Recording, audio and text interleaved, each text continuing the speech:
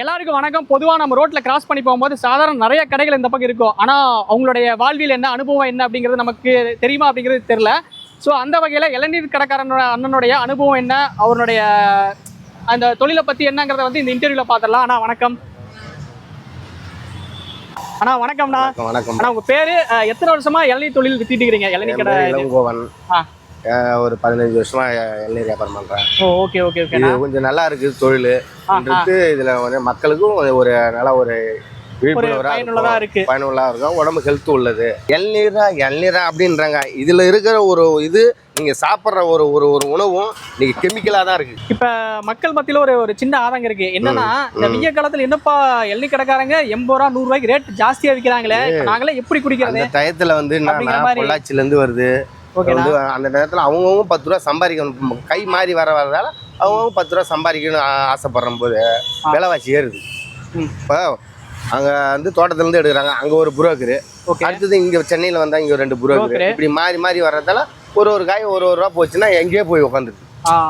ஏன்னா வருஷம் ஃபுல்லாக ஒரு ரெகுலராக ஒரு தொழிலை நம்ம பண்ணுறோம் அப்படிங்கும்போது மழை காலமாக இருந்தாலும் சரி, அந்த டைம் கொஞ்சம் டல் அடித்தாலுமே அந்த வெய்ய காலத்தை கொஞ்சம் வருமானத்தை மழை காலத்துலேயும் சமாளித்து மேட்ச் பண்ணிக்கிறீங்க. அந்த குளிர்காலம் கொஞ்சம் தண்டல் எடுத்து அப்படி தான் வியாபாரம் இல்லைன்னா இதை வச்சு தான் மெயின்டைன் பண்ணி வெயில் காலத்தில் அதை கொஞ்சம் கொஞ்சமாக அடைச்சிடலாம். அதுதான். இப்போ சில நேரம்லாம் இளநீ கொஞ்சம் ஓட்ட கொஞ்சம் டல்லாக இருக்குமில்ல, அதுக்கு மீதியாச்சு அப்படிங்கும்போது வந்து இந்த இளநீலாம் என்ன பண்ணுவீங்க? அதுக்கேற்ற மாதிரி காய் கம்மியாக வாங்கிக்கும். ஓ, அட்ஜஸ்ட் ஆகி அப்படியே ஓட்டிடுவாங்க காய். ஓகே. மழை பெஞ்சிச்சுன்னா ஒரு அது நம்ம கம்மி ரேட்டு இப்போ வாங்குற ரேட்டோட அசலே கூட போட்டுருவோம். சில நேரங்கள் கிடைக்கலாம் கூட சரி காய் இருந்தால் வீணாகிட்டு அசலே போட்டு கூட காலி பண்ணுறோம்.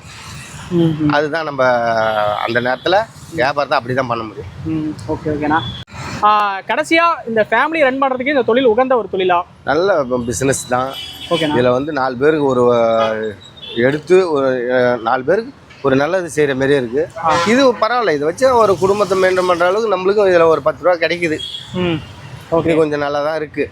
ஏதோ நம்ம தேவையில்ல தப்பான ஒரு தொழில் போகிறதா இது கொஞ்சம் நல்லா தான் இருக்குது. எவ்வளோ எதை பண்ணுறான் நம்மளுக்கு இது வந்து ஒரு சேவையும் இருக்குது. நம்ம ஒரு குடும்பத்துக்கு பரவாயில்ல. Okay okay. நம்ம ரன் பண்ணுற அளவுக்கு பிரச்சனை கிடையாது. இப்போ நீங்கள் கடைசியாக மக்களுக்குன்னு சொல்லிக்க வர ஒரு ஆதங்கமாக இருந்தாலும் சரி, ஒரு விழிப்புணர்வாக இருந்தாலும் சரி, நீங்கள் என்ன சொல்ல நினைக்கிறீங்க? நீங்கள் மக்கள் வந்து என்னன்னா ஒரு இளநீர் வந்து இவ்வளோவான்றாங்க. இதில் உள்ள மருத்துவம் என் மக்களுக்கு தெரிய மாட்டேங்குது. அவனா வயிறு வலினா ஹாஸ்பிட்டலுக்கு போகிறாங்க. அந்த ஹாஸ்பிட்டலில் போயிட்டு அந்த மாத்திரை சாப்பிட்டுட்டு திரும்பி வந்து சரி இளநீர் குடிச்சா நல்லா இருக்குமோ அப்படின்னு சொல்லிட்டு இளநீர் கடைக்கு வராங்க. அப்பயே அந்த முன்னாடி அந்த வாசனை வர மாட்டேங்குது. என்ன அவ்வளோ உடம்பு கெடுதல் உள்ளதா? நீங்க எவ்வளோ கெடுதல் உள்ளது சாப்பிட்றாங்க. சாப்பிட்டுட்டு முடியாம திரும்ப வந்து ஹாஸ்பிட்டலுக்கு போறாங்க. அது முடியாம திரும்ப வந்து இளநீர் குடிக்கிறாங்க. ஏன் அந்த முன்னாடி அந்த உன்னோட இது ஏன் வரமாட்டேங்குது மக்களுக்கு? இவ்வளோவான்றாங்க. எங்க இது வந்து ஒரு மரம் ஏறுறதுக்கு எவ்வளோ கஷ்டம், அதை எடுத்துட்டு வந்து கடையா போட்டு அது எவ்வளோ கஷ்டம். நீங்க அவ்வளோ மாத்திரை மருந்து சாப்பிட்டுட்டு திரும்ப அது டாக்டர்கிட்ட போயிட்டு திரும்ப அதே தான் மாத்திரை சாப்பிட்றாங்க. அப்போ என்ன ஆகுது? உடம்புனோட பலகீனம் குறைஞ்சிடுது. இளநீரோட இது வந்து தாய்ப்பாலுக்கு சமம். ஓகேண்ணா. இது இன்னைக்கு வாட்டர் கேன் குடிக்கிற தண்ணி இருக்கு, அதுவும் கெமிக்கல். தூய்மையான தண்ணி. ஏதோ செலவு பண்ணுறீங்க, ஏதோ பண்ணுறீங்க. இதில் ஏன் 10 ரூபா சேர்ந்து அவங்க பிழைக்கட்டுமே அப்படின்னு சொல்லிட்டு ஒரு 10 ரூபா நம்மனா எக்ஸ்ட்ரா கேட்க போதில்லை. இதெல்லாம் உள்ளது, அதுதான் நம்ம கேட்குறோம். நம்ம அவங்ககிட்ட எக்ஸ்ட்ரா கேட்டு நம்ம என்ன பண்ண போகிறோம்? வெட்டுற கூலி, காயோட கூலி. வெட்டுற கூலி கூட காயோட கூலி. அவன் 10 ரூபா, சரி அவன் 10 ரூபா சாப்பிட்டு போட்டோமா, அது உங்கள் உடம்புக்கு தானே நல்லது. இது போனால் அதுலேயே வந்து ஒரு காய் போயிடுச்சுன்னா நம்மளுக்கு தான் சேர்ந்து. ஆமாம், நஷ்டம். அது நம்ம அட்ஜஸ்ட் பண்ணி ஓட்டுறோம் வியாபாரம். இதுதான். நீங்கள் குழந்தைங்கலாம் வந்து ரொம்ப ஒரு எனர்ஜி உள்ள போகும். நீ ஒரு வேளை உணவு ஊட்டலாம் கூட இது அந்த அளவுக்கு ஒரு ஹெல்த் ஃபுட்டு. இன்றைக்கி வந்து குளுக்கோஸோட பவர்ஃபுல் இது. கண்டிப்பாண்ணா. நல்லா சாப்பிட்ணும், நல்லா உடம்பு ஆரோக்கியமாக வச்சுக்கணும். பசங்களுக்கும் நல்லா வந்து சொல்லி கொடுக்கணும். அந்த கூல்ட்ரிங்க்ஸ் அதுன்றாங்க. இது ஒரு வேலிட்டான பாயிண்ட்ண்ணா. எதற்கோ ஆதரவு தரோம், நம்ம ஊர் இதுக்கு ஆதரவு தந்தால் ரொம்ப நல்லா இருக்கும் அப்படிங்கிற அண்ணன் சொல்கிறாரு.